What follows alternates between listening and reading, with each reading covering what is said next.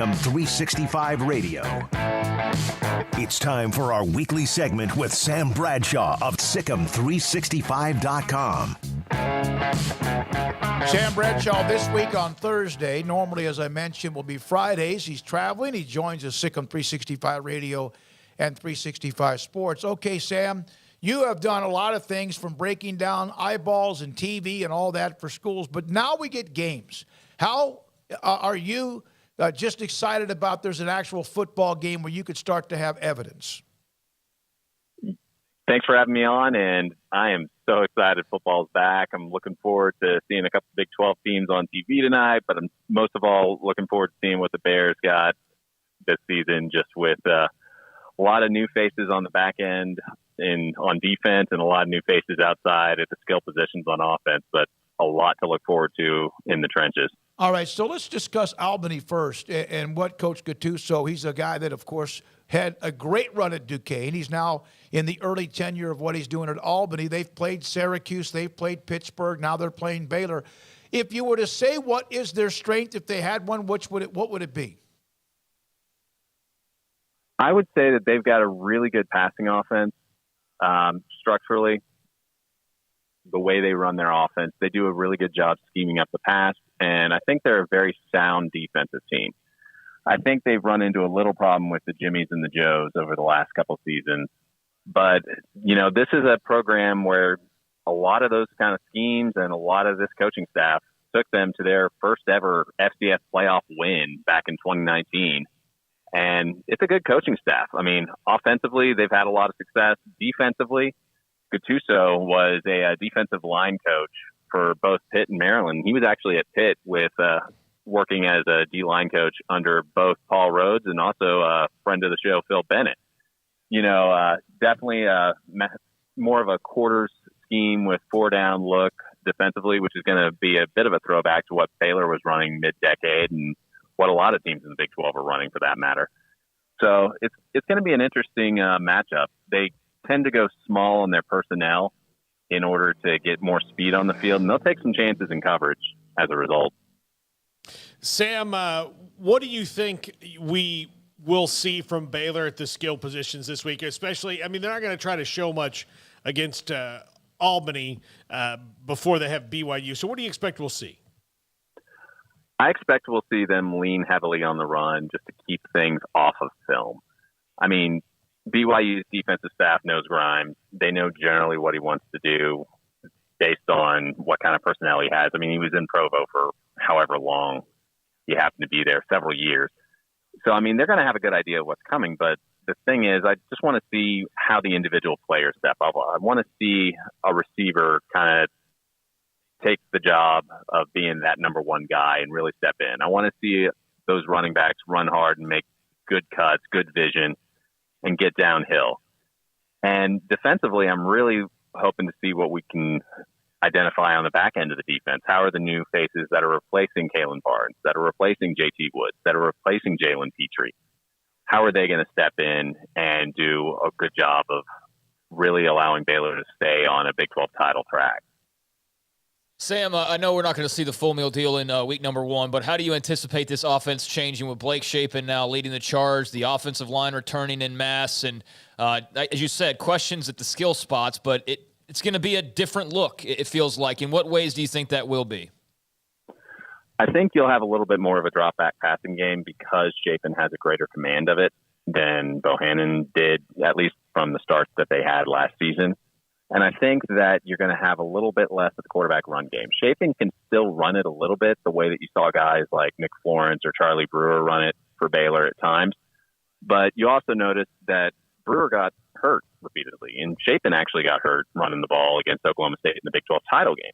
So you can't run him that frequently or else you run that risk. But the short passing game, his ability to buy time and scramble, I think you're going to see a little bit more of a wide open scheme the way that you saw BYU be a little more open than what Baylor did this past season because they had Zach Wilson. They had a quarterback that they felt could deliver at unorthodox angles. They had a quarterback that could buy time scrambling and deliver with accuracy and on time. I mean, it was night and day from what we've seen in the passing game most of the season to what you saw in the Big 12 title game for the first 3 quarters or first 2.5 quarters before Shapen got hurt.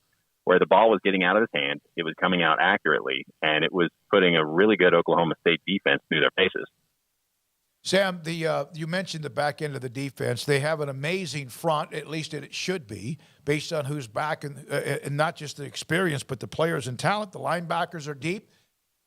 Who do you kind of think might jump out of that group on the back end and become? No one's going to become Jalen Petrie.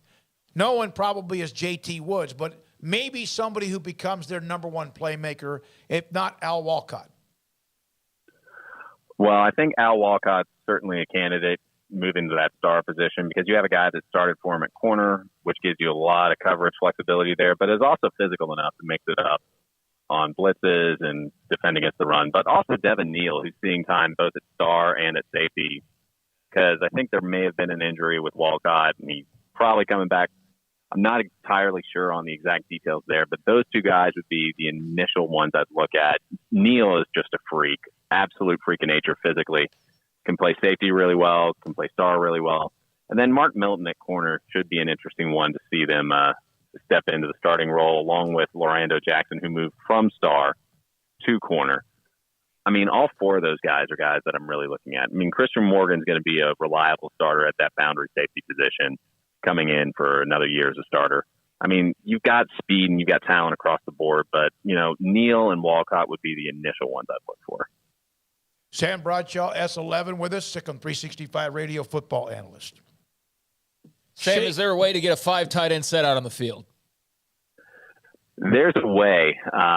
Ben Sims and Drake Dabney and all of them, they're not shy about putting them in the slot. So, I mean, it might actually be really funny just to do it almost just to see if the opponent calls timeout so they can substitute. They have enough that they could do that, and that doesn't include what they would do with Dylan Doyle. Exactly. I think it was the BYU game last year where he was the unexpected winner of college fantasy for the week. Whoever picked him up off waivers was just grinning ear to ear. Just unexpectedly, the linebacker got a rushing touchdown and a receiving touchdown. Sam, what do you think about Mazuka and what he can bring to the table? Paul interviewed him a few weeks ago. We know that last year he was a part of it a little bit, but it looks like he will get the start at left guard, and he brings a nasty streak. Well, from what I've heard, he's one of the most gifted guard prospects on the entire roster.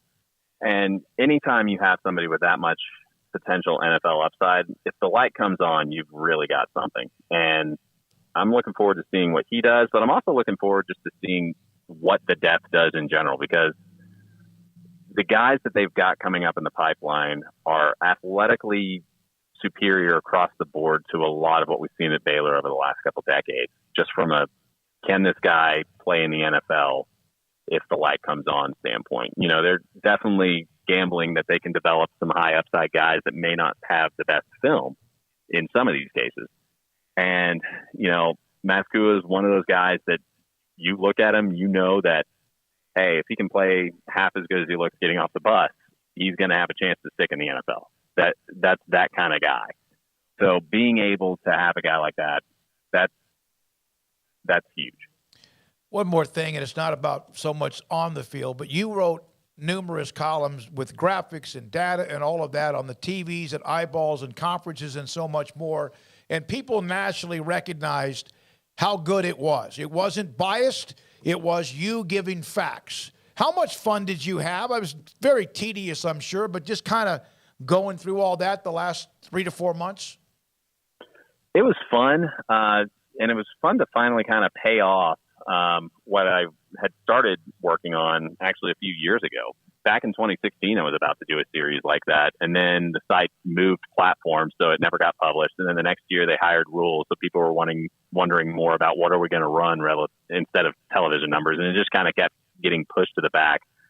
But no, it was fun. And I plan to do some more periodically as time goes on. It's just one of those where you want to provide at least some controls for some variables that are leading to bad conclusions across the board, so you can really get an apples to apples look. Because if you're comparing somebody's game on ABC Labor Day weekend to somebody's game on Fox Sports 2 at noon and trying to draw any relevant conclusion, it's not going to lead you there.